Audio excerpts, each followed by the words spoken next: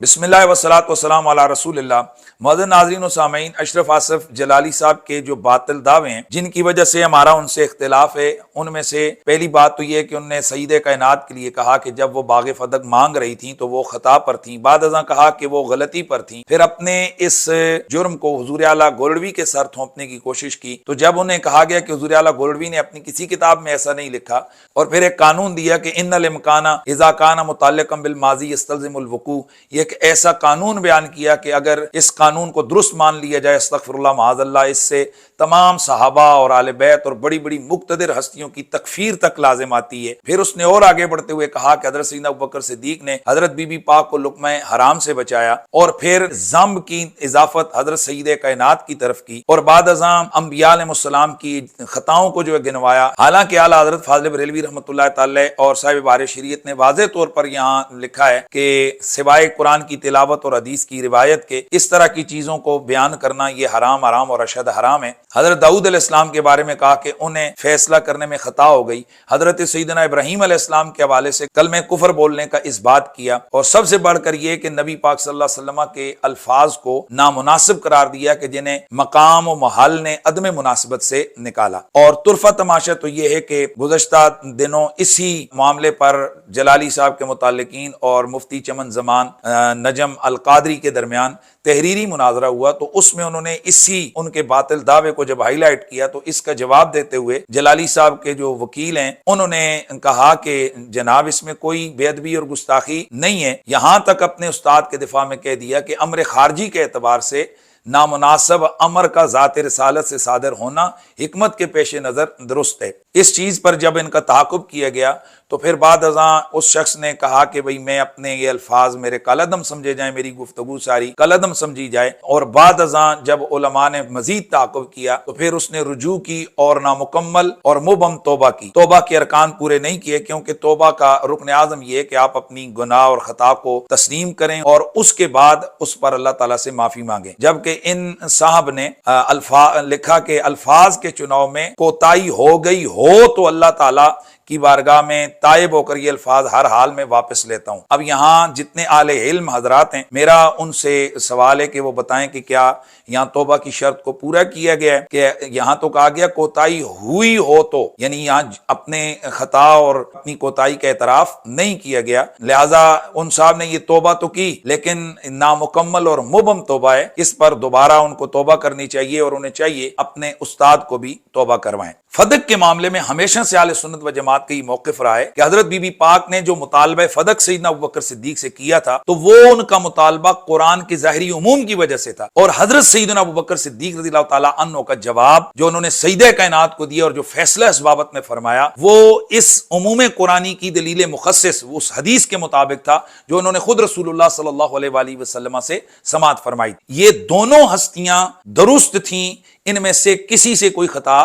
کوئی غلطی سرزد نہیں ہوئی۔ جبکہ اشرف جلالی صاحب نے اپنا یہاں ایک نیا موقف امت کے سامنے پیش کیا کہ اس معاملہ فدق میں بی بی پاک نے جب مطالبہ فدق کیا تھا تو وہ خطا پر تھی، بعد ازاں انہوں نے جو لفظ بولے کہ وہ غلطی پر تھی، پھر کہا کہ حضرت بی بی پاک کی وہ جو خطا ہے تو یہ خطا اجتہادی ہے۔ اس پر علماء اہل سنت کی طرف سے یہ کہا گیا سیدہ کائنات کے لیے اس مقام پر جو آپ خطا کو خطا اجتہادی کے درجے میں لا کر تعویل کر رہے ہیں، یہ یہاں خطا اجتہادی کی تعویل ہو ہی نہیں سکتی ہے، اور اگر بالفرض خطا اجتہادی کی تعویل آپ کی مان بھی لی جائے تو سیدہ کی طرف اس خاص باغ فدق کے اس مطالبے کے اندر ان کے اس عمل کو جو کہ ظاہری قرآن کے مطابق تھا، اور اس پر اجماع صحابہ ہے کہ یہ عمل قرآن کے ظاہری عموم پر عمل کرتے ہوئے تھا، تو اس عمل کو اگر کوئی شخص خطا اجتہادی بھی قرار دے تو یہ سیدہ کی تنقیص شان ہے۔ اس کے اوپر ان حضرات کی طرف سے یہ دوبارہ موقف سامنے آیا کہ اگر کسی ہستی کی طرف خطا اجتہادی کی اضافت کر دی جائے تو یہ اس کی تنقیص شان نہیں، اس کی وجہ یہ ہے کہ خطا اجتہادی میں ایک نیکی کا ثبوت ہوتا ہے، لہٰذا یہ اس کی تنقیص شان نہیں۔ اس پر ہمارا موقف یہ ہے کہ ہاں اگر تو کسی ہستی سے کوئی امر اس سے صادر ہوا ہو،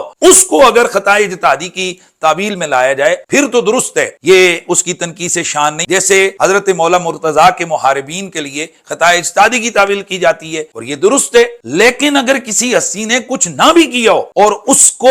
کہا جائے کہ اس نے خطا اجتہادی کی ہے، ایسی صورت میں یہ تنقیص شان ہے. اس پر ان کی طرف سے مزید آگے بڑھ کر موقف آیا. انہوں نے کہا نہیں, اگر کسی ہستی نے کچھ بھی نہ کیا ہو, خواہ مخواہ بھی اگر کہہ دیا جائے کہ فلاں بندہ, فلاں حضرت, فلاں شخصیت, فلاں صحابی, فلاں تابعی, فلاں اہل بیت کا بندہ وہ خطا اجتہادی برے, تو اس میں اس کی کوئی تنقیص شان نہیں ہے. اور میرا دعویٰ ہے کہ اگر خطا اجتہادی نہ بھی ہو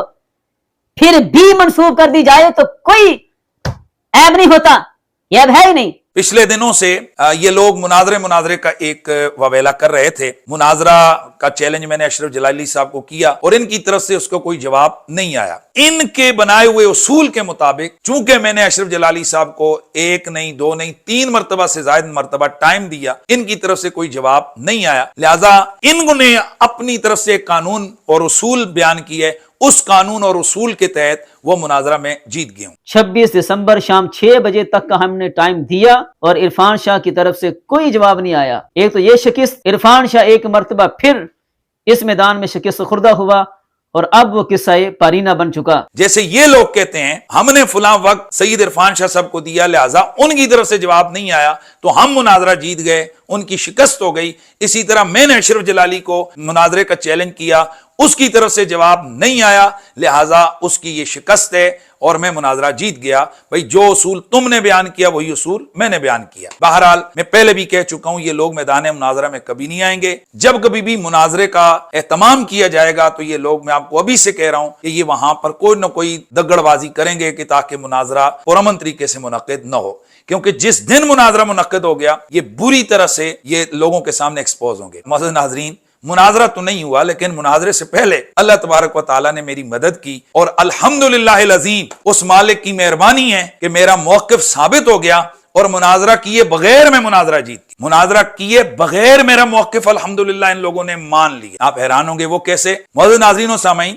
میں تھوڑا سا مناظرے کے ساتھ میرا شغف ہے اور مجھے معلوم ہے کہ کہاں دانا ڈالنا ہے اور کہاں ڈوری کھینچنی ہے, کہاں ڈوری اس کو کھلا چھوڑنا ہے اور کس طرح جھٹکا دے کر پھر جناب اڑنگے میں لانا ہے. تو اسی طریقے کے مطابق میں نے ان کے آگے ایک دانا ڈالا تھا پچھلے دنوں, تو انہوں نے وہ دانا چگ لیا. یہ تو ابھی میرے ساتھ مناظرہ کرنے لگے تھے. میں نے ایک پوڈ کاسٹ کے اندر گفتگو کے دوران میں نے ان کے سامنے ایک سوال رکھا کہ آپ کہتے ہو کہ حضرت بی بی پاک سے خطا اجتہادی ہوئی ہے اور خطا اجتہادی کسی کے ذمہ لگانا یہ کوئی عیب نہیں, یہی قول آپ حضرت بکر صدیق کے لیے کیوں نہیں کر رہے ہیں؟ بھائی اہل سنت و جماعت کا موقف ہے کہ بی بی پاک نے قرآن پہ عمل کیا, ابو بکر صدیق نے حدیث پہ عمل کیا. تو حدیث کے سننے میں بھی تو غلطی لگ سکتی ہے. ابو بکر صدیق رضی اللہ تعالیٰ عنہ اکیلے ہیں نا اس حدیث کے راوی, وہ اکیلے ہیں, بالکل ٹھیک. تو ان کو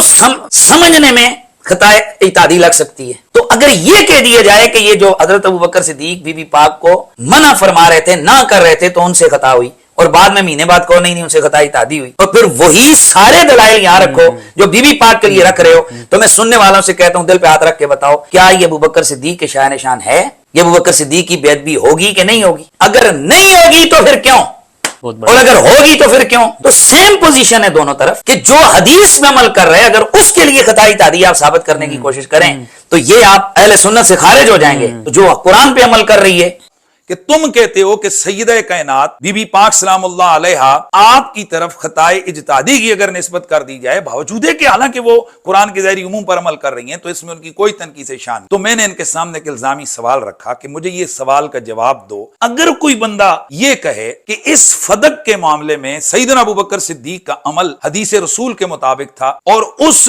فدق کے معاملے میں فیصلہ کرنے کے اندر یا اس حدیث پر عمل کرنے کے حوالے سے حضرت ابو بکر صدیق رضی اللہ تعالی عنہ سے خطا اجتہادی ہو سکتی تھی. اگر کوئی کہے کہ ان سے یہاں خطا اجتہادی ہو گئی ہے, یا وہ یہ کہے کہ وہ خطا پر تھے اس فیصلہ کرنے میں, اور بعد ازاں وہ کہے کہ جی نہیں ان کا یہ جو فیصلہ تھا وہ خطا اجتہادی تھی, تو بتاؤ کہ کیا ایسا شخص وہ سیدنا ابو بکر صدیق کا بے ادب کہلائے گا یا نہیں کہلائے گا؟ سیدہ کا عمل قرآن کے ظاہر پر, سیدنا ابو بکر صدیق کا عمل حدیث کے مطابق. سیدہ کے لیے حضور اعلیٰ گولڑوی نے فرمایا کہ بھائی امکان خطا ہے, اس امکان کو آپ وقوع کے اندر لے کر گئے, اور آپ نے کہا جب وہ مانگ رہی تھی تو خطا پر تھی. یعنی یہ فرمایا کہ مسئلہ باغ فدق میں یہ روافض تم دلیل نہ بناؤ کہ معصوم تھی تو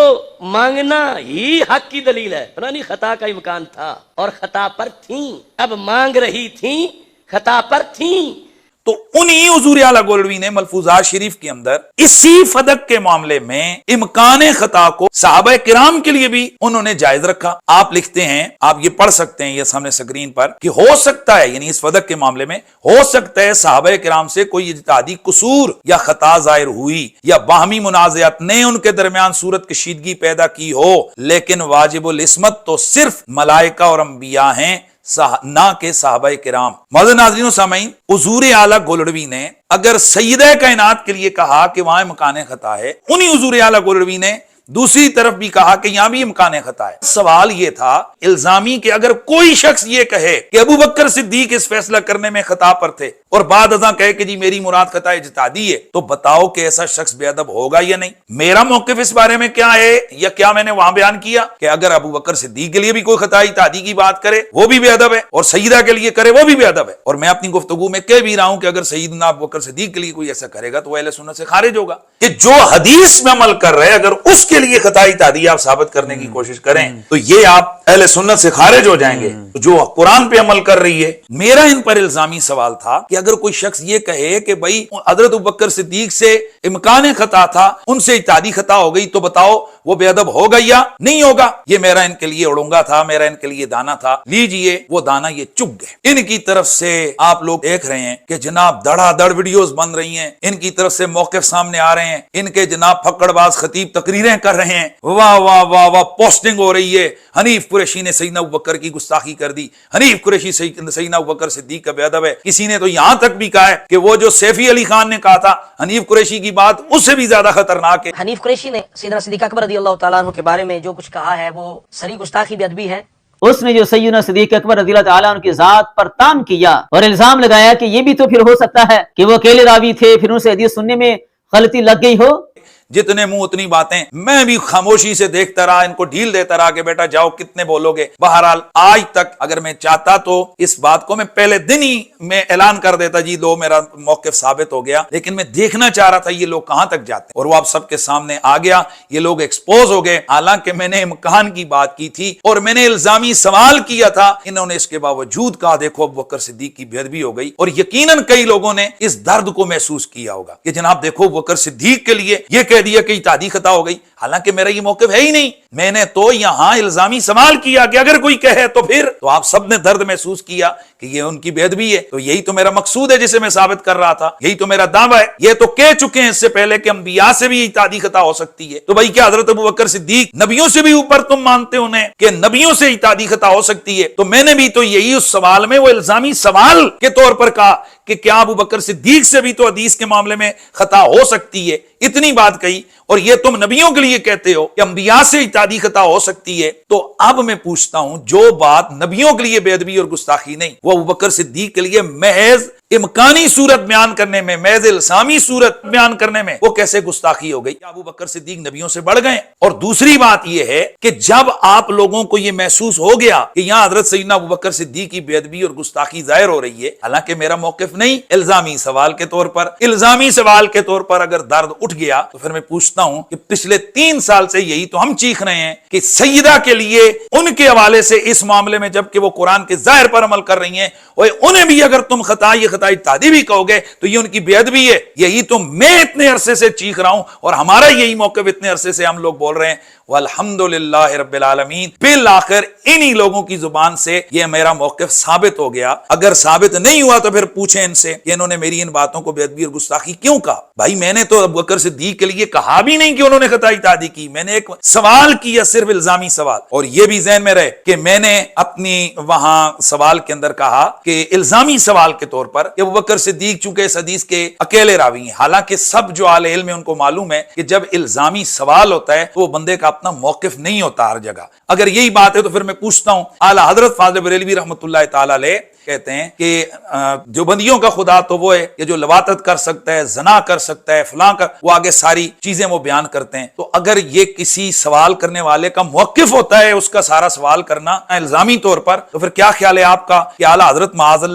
اللہ تعالیٰ کی توہین کر رہے ہیں, جیسے کہ اکثر جاہل دیوبندی یہاں سے اعتراض کرتے ہیں. تو اسی طرح میں نے حضرت سیدنا ابوبکر صدیق رضی اللہ تعالیٰ عنہ عنہ کے حوالے سے یہاں پر الزامی سوال کیا، اور اس میں نے کہہ دیا جی کہ اس حدیث کا اکیلے راوی حضرت سیدنا ابو بکر صدیق ہیں۔ سیدنا ابو بکر صدیق کے لیے اگر محض امکانی صورت میں وہ گستاخی ہے تو اس کا وقوع کر کے بی بی پاک کے لیے اگر کہا جائے جب وہ مانگ رہی تھی تو خطا پر تھی، تو یہ بی بی پاک کی بے ادبی اور گستاخی کیوں نہیں ہے؟ ہمارا وہی موقف ہے جو حضور اعلیٰ کہے کہ یہاں پر اس حدیث کے راوی اکیلے حضرت سیدنا ابو بکر صدیق رضی اللہ تعالیٰ عنہ نہیں ہے، دیگر صحابہ کرام بھی ہیں۔ بہرحال یہ تو مسئلہ ہی کوئی نہیں ہے بھائی، حضرت ابو بکر صدیق اکیلے نہیں ہیں، ان کے ساتھ دیگر صحابہ کرام بھی اس حدیث کے راوی موجود ہیں۔ میرا تو الزامی سوال تھا ابو بکر صدیق کی بے ادبی کے حوالے سے، تو جب تم نے مان لیا کہ ابو بکر صدیق کی بے ادبی ہوئی ہے تو جس دلیل کے تحت ابو بکر صدیق کی گستاخی اور بے ادبی آپ کو لگی ہے نا، اسی دلیل کے تحت ہمیں بھی سیدہ کائنات کے لیے اس معاملے میں بے ادبی اور گستاخی لگی ہے، اور یہی الحمدللہ العظیم ہمارا موقف ہے،